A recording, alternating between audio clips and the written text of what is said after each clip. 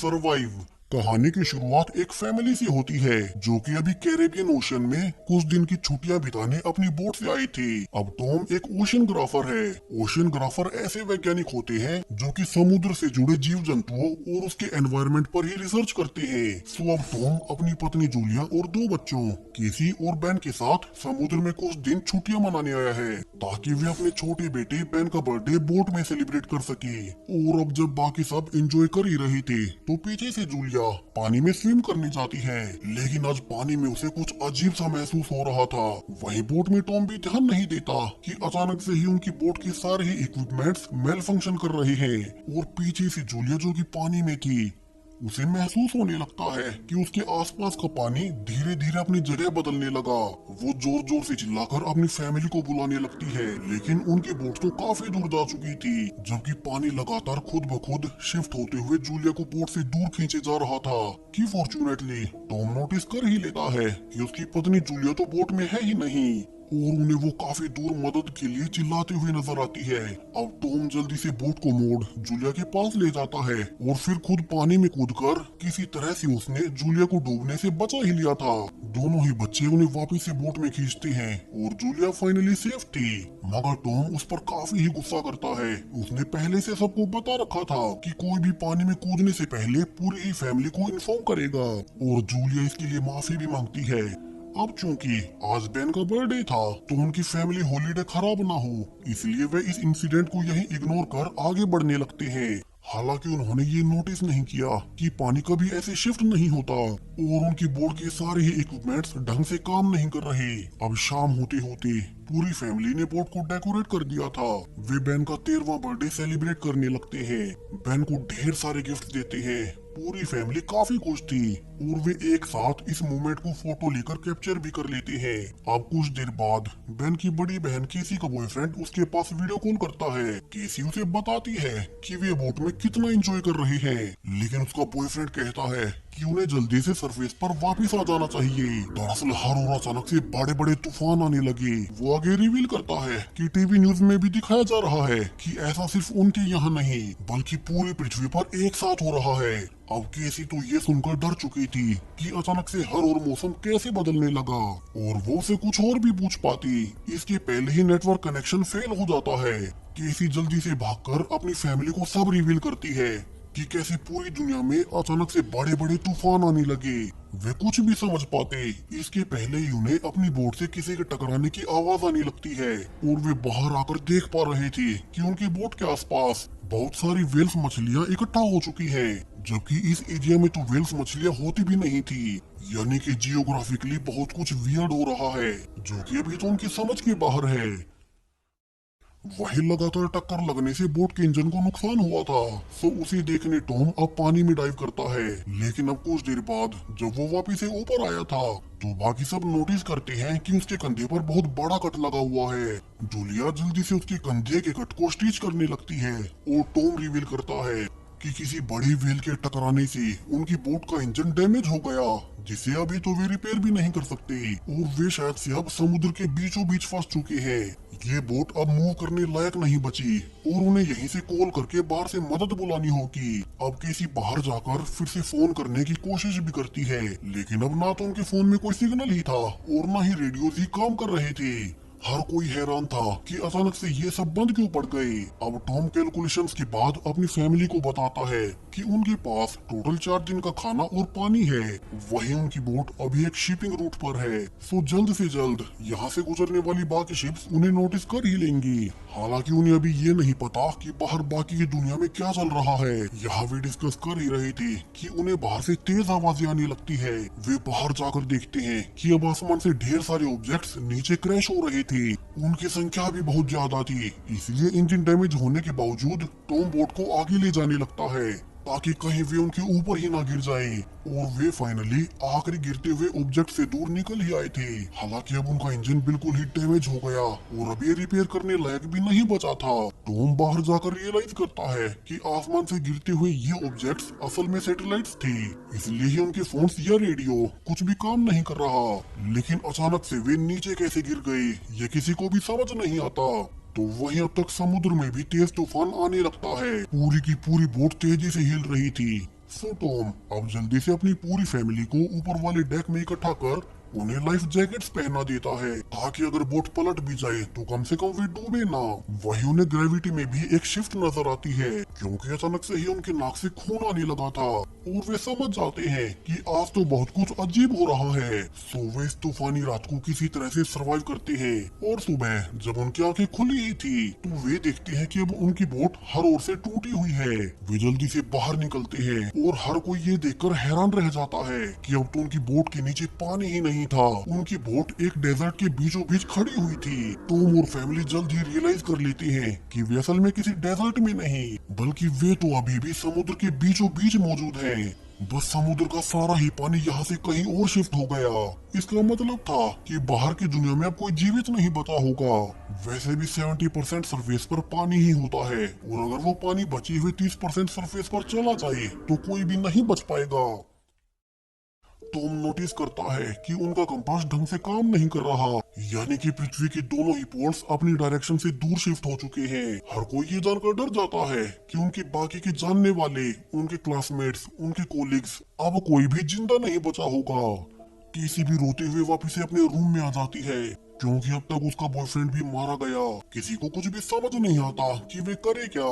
और छोटा बहन अब कल रात वाले अपने बर्थडे वाले बलून्स को ऊपर छोड़ देता है ताकि अगर कोई और बोट वाला सर्वाइवर बचा हो तो वे एक साथ मिलकर इस सिचुएशन का सामना करें। वैसे भी लैंड पर कोई बचा ही नहीं होगा, मगर हो सकता है कि कोई और बोट समुद्र में हो और वे भी उनकी तरह बच गए हों।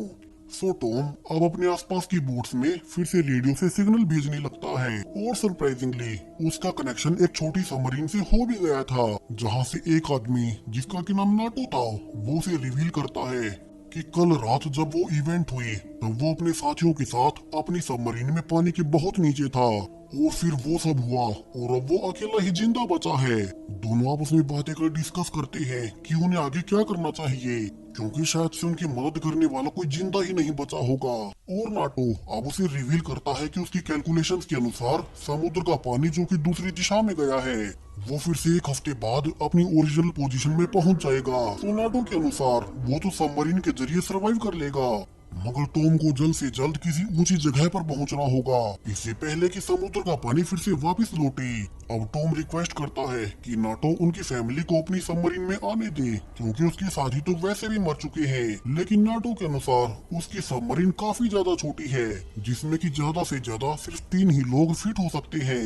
सो टॉम कहता है कि वो अपने दोनों बच्चों के साथ उसकी लोकेशन पर आ जाएगा।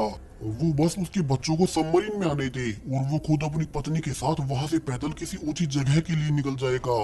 इसके बदले में वो उसे अपना सारा खाना भी देने को तैयार है। अब ये सुनकर नाटो इसके लिए मान जाता है और मैनुअली मैप में ही टॉम को अपनी लोकेशन दे देता है। टॉम अपनी पत्नी को समझाता है कि उन्हें अभी ही अपना सारा खाना और पानी पैक कर नाटो की सबमरीन के लिए निकलना होगा, जहां जाने में उन्हें कम से कम 2 दिन लगेंगे और वहां वे अपने दोनों बच्चों को सुरक्षित छोड़ खुद पैदल ऊंची जगह की तलाश में निकलेंगे। हो सकता है कि वे खुद भी बच ना पाए, मगर कम से कम उनके बच्चे तो सेफ रहेंगे। अब थोड़ी ही देर में उन्होंने सब कुछ पैक कर लिया था और जब वे निकलने ही वाले थे कि तभी टॉम को एक आदमी अपने डॉग के साथ उन्हीं की ओर आता हुआ नजर आता है। टॉम को उसे देखकर दया आती है क्योंकि उस आदमी को चोट आई थी। सो वो पानी की बोतल लेकर उसे संभालने जाता है। वो आदमी पानी पीता है और सरप्राइजिंगली अब उसने टॉम पर ही अटैक कर दिया था। जूलिया अपने पति को बचाने आगे भागती है कि तभी वो आदमी अब एक स्पीयर निकाल टॉम को दे मारता है।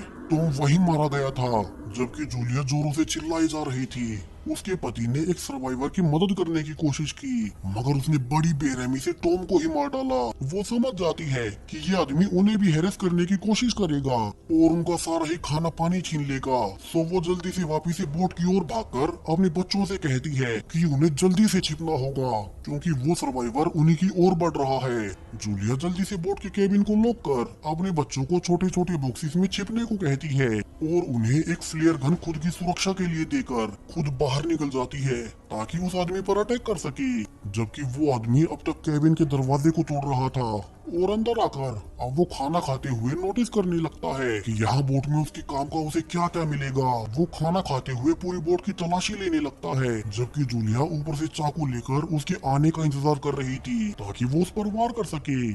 हालांकि उसे आवाज होने से अब वो आदमी उसे नोटिस कर लेता है। सो जूलिया अब बोट से नीचे कूद छिप गई थी, जबकि उसके बच्चे अभी भी बोट में ही थे और वो फिर से ऊपर जा पाती। उसके पहले ही उस आदमी का डॉग जूलिया को देख उस पर अटैक कर देता है। जूलिया के पास भी चाकू था और जब अपने डॉग की आवाज को सुन वो आदमी बाहर निकलता है तो देखता है कि जूलिया उसके डॉग को मारकर कहीं भाग गई थी। उसे अभी उसके बच्चों का नहीं पता था, जबकि पीछे से जूलिया फिर से बोट में चढ़ जाती है। वो उस आदमी पर पीछे से वार करने जा रही थी, मगर वो आदमी अब सामने से आकर जूलिया पर अटैक कर देता है। वो पूछने लगता है कि उनके पास और कौन कौन से काम की चीजें हैं, जिसे कि बॉक्स में छिपे हुए बच्चे सुन रहे थे। वे जानते थे कि वो आदमी उनकी माँ को मार देगा। सो केसी अब हिम्मत कर बॉक्स खोलती है और उस आदमी की फेस पर फ्लेयर गन फायर कर देती है, जिससे कि वो आदमी तो घायल हुआ ही था, साथ में ही बोट में आग भी लग जाती है। जूलिया दोनों ही बच्चों को जल्दी से बोट से निकलने को कहती है और वो खुद अकेली पैक किया हुआ खाना लेने जाती है, जहाँ की वो आदमी खाना छीनने की भी कोशिश कर रहा था, मगर जूलिया उसे किक कर आखिरकार खाने वाला बैग अपने साथ ले ही आती है। बाहर दोनों ही बच्चे अपने पिता टॉम को देख रोए जा रहे थे। जूलिया किसी तरह से उन्हें संभालने की कोशिश करती है और जब उसे दिखाई देता है कि वो आदमी अब जलती हुई बोट से निकल चुका है तो वो बच्चों के साथ जल्दी से आगे बढ़ने लगती है। वहीं पीछे उनकी बोट अब पूरी तरह से ब्लास्ट हो गई थी और जूलिया अपने दोनों बच्चों के साथ उसी दिशा में आगे बढ़ने लगती है जहां से उन्हें रेडियो से नाटो की सबमरीन की लोकेशन मिली थी। वे काफी देर चलने के बाद एक चट्टान के पास शेल्टर बनाते हैं, जहाँ की वैसे तो पानी बह रहा था मगर ये पीने लायक नहीं था। वहीं बेन काफी दुखी था, उसी ने वे बलून्स आसमान में उड़ाए ताकि कोई उन्हें नोटिस कर ले और तभी वो आदमी आ गया और उसने उसके पिता को मार डाला। सो अब उसे लगने लगता है कि सब उसी की गलती थी, उसी की वजह से उसके पिता की मौत हुई। यहाँ जूलिया अपने बच्चों को संभालती है कि इसमें उनकी कोई गलती नहीं, अभी तो उन्हें सिर्फ किसी तरह से खुद को बचाना है और बाकी सब कुछ वे बाद में सोचेंगे। इसके अलावा उनका मैप भी बोट में जल गया था तो उन्हें सबमरीन का रास्ता ढूंढने में काफी मुश्किलें होंगी और काफी टाइम लगेगा। जूलिया एक चट्टान से ये भी नोटिस करती है कि वो आदमी अभी भी उनका पीछा कर रहा है, क्योंकि सारा खाना तो वे अपने साथ उठा ले आए थे। सो वे आगे बढ़ना जारी रखते हैं। वे पहले से कई घंटे चलने के बाद काफी थके हुए थे, मगर जूलिया उन्हें रुकने नहीं देती। यहाँ समुद्र का सरफेस भी समतल नहीं था, मगर बावजूद इसके तीनों भागते हुए आगे बढ़ते जा रहे थे।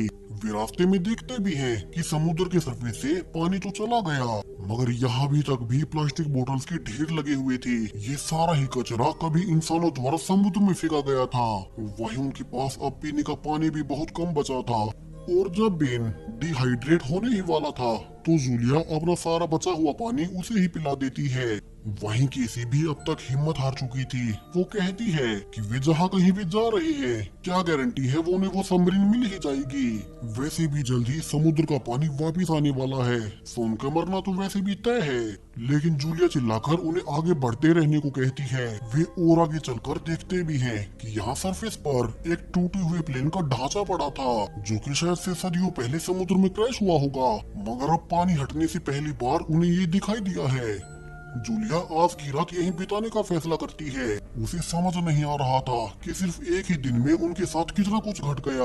वो कल रात खींची हुई अपनी आखिरी फैमिली फोटो देखती है, जिसमें वे चारों एक साथ बहुत खुश थे। दोनों बच्चे भी अपने पिता टॉम को याद करते हैं, मगर अभी तो उनका सबसे पहला मकसद सिर्फ उसी सबमरीन को ढूंढना था, जहाँ पहुंचकर वे सेफ रह पाएंगे। अब रात को सोते हुए केसी की एक आवाज से आंख खुलती है और वो बाहर देखने जाती है कि ये है क्या, कि तभी उसके पीछे से वही आदमी अब केसी पर अटैक करने आता है। हालांकि उसे पता नहीं था कि केसी वहां जानबूझकर गई थी ताकि वे अपने पीछे लगे उस आदमी से छुटकारा पा सके, और अब पीछे से जूलिया कूदकर उस आदमी को चाकू से मार देती है। उन्होंने अपना सबसे बड़ा खतरा टाल दिया था और अब सुबह होते ही तीनों देखते हैं कि वहाँ तो उस आदमी की बॉडी थी ही नहीं, यानी कि समुद्र के कुछ जीव जो कि सरफेस पर रह सकते हैं, वे आगे भी आसपास घूम रहे हैं, जो कि काफी खतरनाक है। तीनों अपने सफर को आगे बढ़ाते हैं। उनकी हालत भी अब तक बिना पानी पिए काफी खराब हो चली थी। सो रास्ते में अब खराब पानी होने के बावजूद बेन उसे पीने लगता है जूलिया जल्दी से उसे ऐसा करने से मना करती है क्योंकि इससे तो वो बीमार हो जाएगा। और वे आज भी पूरा दिन चलकर काफी लंबी दूरी तय करते हैं और फिर से शाम होते ही जब उन्हें कुछ कचरा मिला था तो वे उसी से आज की रात भी शेल्टर बना लेते हैं। अब जब रात को वे सो ही रहे थे तो जूलिया को बाहर से किसी जीव की आवाज आती है और वो बाहर देखती है कि यहाँ तो बहुत सारे क्रैब्स यानी कि केकड़े थे। और उनसे बचने के लिए जूलिया जल्दी से अपने बच्चों को उठाकर वहाँ से आगे लेकर भागने लगती है। वहीं कुछ दूर ही उन्हें एक बड़ा शिप भी नजर आता है जो कि क्रैश हो चुके कंटेनर से भरा पड़ा था। जूलिया देखती है कि वहाँ कई सारे लोग उन कंटेनर्स में छिपे हुए हैं। सो वो अपने बच्चों के साथ क्रैब से बचने के लिए उन्हें कंटेनर्स के पास जाने लगती है। हालांकि वे लोग क्रैब्स को देखकर कंटेनर्स के दरवाजे बंद कर लेते हैं और जब वे जूलिया और बच्चों की मदद मांगने के बाद भी दरवाजे नहीं खोलते तो तीनों को ही अब कंटेनर्स के ऊपर चढ़कर अपनी जान बचानी पड़ती है। हालांकि इसी बीच एक क्रैब ने जूलिया के पैर को काट लिया था और तीनों ऊपर से देखते हैं कि ढेर सारे क्रैब्स कंटेनर्स के अंदर भी घुस ही गए और उन्होंने वहां मौजूद सारे ही सर्वाइवर्स को गन चलाने के बावजूद मार डाला। ऊपर से जूलिया और दोनों ही बच्चे लोगों के चिल्लाने की आवाजें सुन रहे थे और आखिरकार जूलिया अपनी चोट पर स्कार्फ बांधकर बेहोश हो जाती है। अब अगली सुबह जब जूलिया की आंख खुलती है तो उसे अपने बच्चे कहीं दिखाई नहीं देते। हालांकि यहाँ क्रैब्स भी नहीं थे और उसके बच्चे आकर बताते हैं कि वे तो बस क्रैब्स के जाने के बाद खाने पीने की सप्लाई ढूंढ रहे थे। अब जूलिया पहले अपने घाव को ड्रेसअप करती है और बच्चे वहाँ पड़े वेपन्स को कलेक्ट करते हैं ताकि अगर दोबारा से क्रैब्स उन पर अटैक करे तो वे खुद को बचा सके। इसके अलावा उन्हें थोड़ा बहुत खाना और पानी भी मिल गया था जिसे कि खाने के बाद उनमें कुछ हिम्मत आती है। और अब एक मरे हुए सर्वाइवर के पास से रेडियो लेकर जूलिया फिर से उसी सबमरीन में नेटो से कांटेक्ट करती है। नेटो रेडियो पर रिवील करता है कि उस पर भी बहुत सारे क्रैब्स ने जानलेवा अटैक किया था और वो भी बहुत बुरी तरह से घायल हो चुका है। इसके अलावा वो एक और बुरी खबर देता है कि ये जीव अचानक से इस ओर इसलिए आ गए क्योंकि समुद्र का पानी उसकी उम्मीद से कहीं पहले वापस लौट रहा है। यानी कि अब सिर्फ कुछ ही घंटों बाद यहाँ फिर से समुद्र का पानी होगा और उससे पहले उन्हें सबमरीन तक वापस आना होगा। अब जूलिया रोने लगती है कि वो नाटो को कैसे ढूंढे क्योंकि उनके पास तो मैप भी नहीं था। तो अब उन्हें डायरेक्शन दिखाने के लिए नेटो अपने आखिरी बची हुई फ्लेयर गन को भी फायर कर देता है और बेन और जूलिया ये देखकर काफी खुश होते हैं कि वे अब तक सही दिशा में आगे बढ़ रहे थे। वो सबमरीन यहाँ से सिर्फ कुछ ही किलोमीटर दूर बची थी। जल्दी से आगे बढ़ने लगते हैं और आखिरकार उन्हें वो सबमरीन एक दूर मैदान में दिखाई भी दे जाती है। लेकिन उनके रास्ते में एक चट्टानी दीवार भी बनी हुई थी जो कि समुद्र की लहरों के कारण सरफेस पर बनी होगी। यहाँ केसी पूछती है कि उनकी माँ का क्या होगा क्योंकि उस सबमरीन में सिर्फ 3 ही लोगों के बैठने की जगह है और नेटो अपने साथ उन दोनों को बचा लेगा।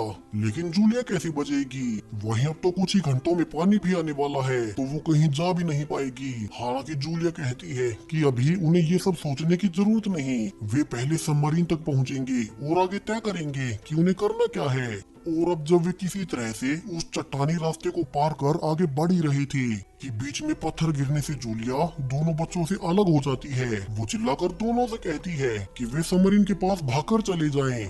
उसके लिए तो वैसे भी वहाँ कोई जगह ही नहीं थी। अब केसी और बेन रोते हुए अपनी माँ को छोड़कर सबमरीन की ओर भागाते हैं जहाँ की वे देखते हैं कि नाटो भी बहुत बुरी तरह से घायल हो चुका था और वो कहता है कि शायद से वो बच नहीं पाएगा, इसलिए अब वे तीनों ही सबमरीन में जा सकते हैं। ये सुनते ही केसी वापिस से अपनी माँ जूलिया को लेने जाती है क्योंकि अब वे तीनों एक साथ बच सकते थे। जबकि दूसरी ओर जूलिया की ओर बहुत सारे क्रैब्स अटैक करने आ रही थी और जूलिया उन पर गोलियां चलाने लगती है।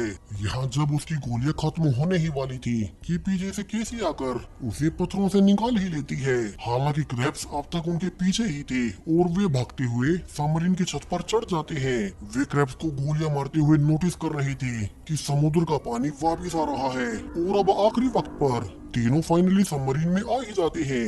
जूलिया याद करती है कि कैसे पिछले कुछ दिनों में उसने अपनी फैमिली को बचाया। उनकी सबमरीन पानी के बहाव से अपने आप बही जा रही थी और तीनों सबमरीन में ही बेहोश हो जाते हैं। अब कई घंटों बाद जब उनकी आंखें खुलती है तो वे नोटिस करते हैं कि उनकी सबमरीन अब पानी से बाहर निकल चुकी है और कहीं फंसी पड़ी है। तीनों बाहर निकल कर देखते हैं कि वे अपने शहर में वापस आ ही गए मगर अब यहाँ उनके अलावा कोई भी जिंदा नहीं बचा था। शायद से वे तीनों ही पृथ्वी के आखिरी सर्वाइवर्स बचे थे और उन्हें ही अब इस बर्बादी के बीच सर्वाइव करना होगा। इसी थ्रिलिंग एंडिंग के साथ ये कहानी यहीं पर खत्म हो जाती है। सो चैनल को सब्सक्राइब करें और भी ऐसे ही नई वीडियोस के लिए। Thank you.